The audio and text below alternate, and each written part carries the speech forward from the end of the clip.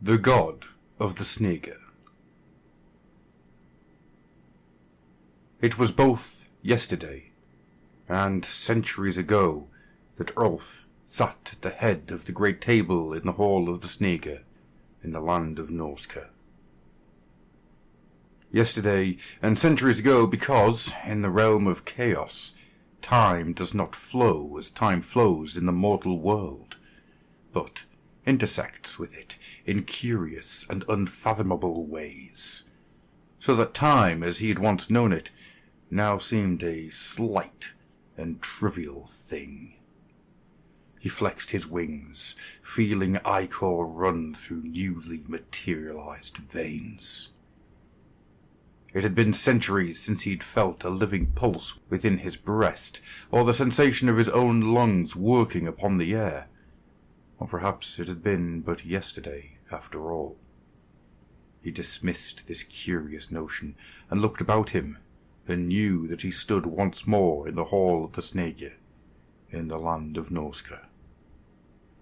Though the hall had decayed, and had been rebuilt many times since he was here as a mortal man. "What cause have you to bring me to the land of men?"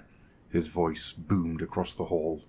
Its inhabitant shrank back in terror at the inhuman sound, for his voice was that of a demon, not that of a man, and the voice of a demon reverberates in dark corners of the mind that might otherwise remain best undisturbed.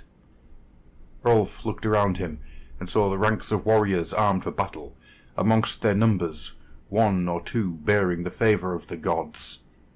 His eyes fell upon the sorcerer who had made the summonation, and he reached out, feeling at once the bonds of magic that both held and sustained him within the runic circle.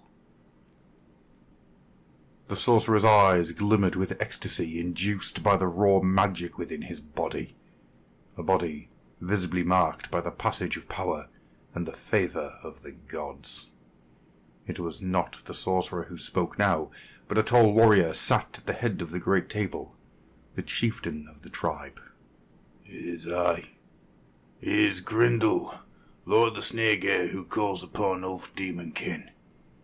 For tomorrow we ride to war, and under the moontime of Ulf, I ask for demon blessing." Ulf watched this man make his statement, as he also had made his statement so long ago when he too was Lord of the Snaegr. Or maybe it was not so very long ago. For this man, Grindel, had something of the look of Ulf's own son around him.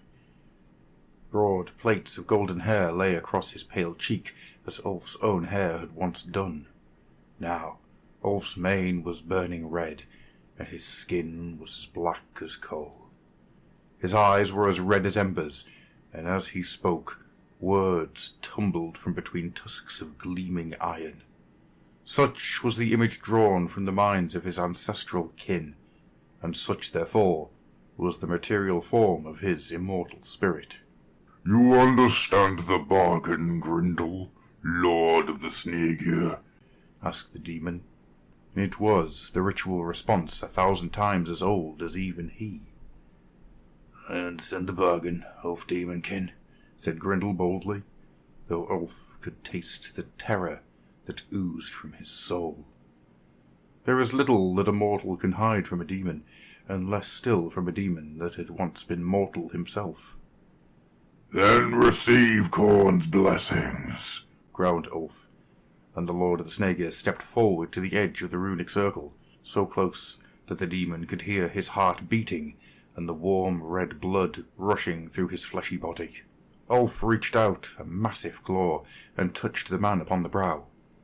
It was the slightest of touches, his talon barely caressing the man's skin, but the sudden release of power from within the circle sent Grindel flying through the air, as if struck by a bolt of lightning. Grindel rose from the ground, his head pounding and his muscles aching with an agony 100 times worse than any axe stroke he had ever suffered.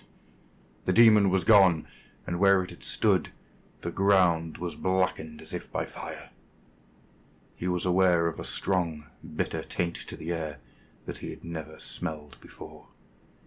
Every eye in the tribe was upon him, and every mouth silently agape, except that of the sorcerer Hammer, who gibbered incoherently as he writhed in the dirt.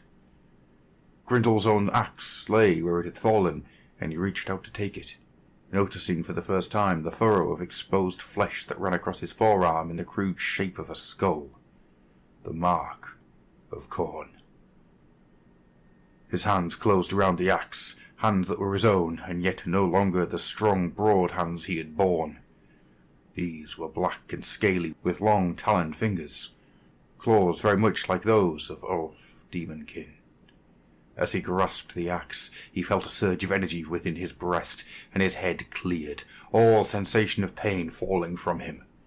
He rose to his full height, seemingly greater than before, and looked upon his warriors with a new confidence and a new sense of purpose. He felt strong, he felt powerful, and he knew that he carried the blessing of his god as well as his mark. He raised the axe above his head. "The bargain has been made," he roared.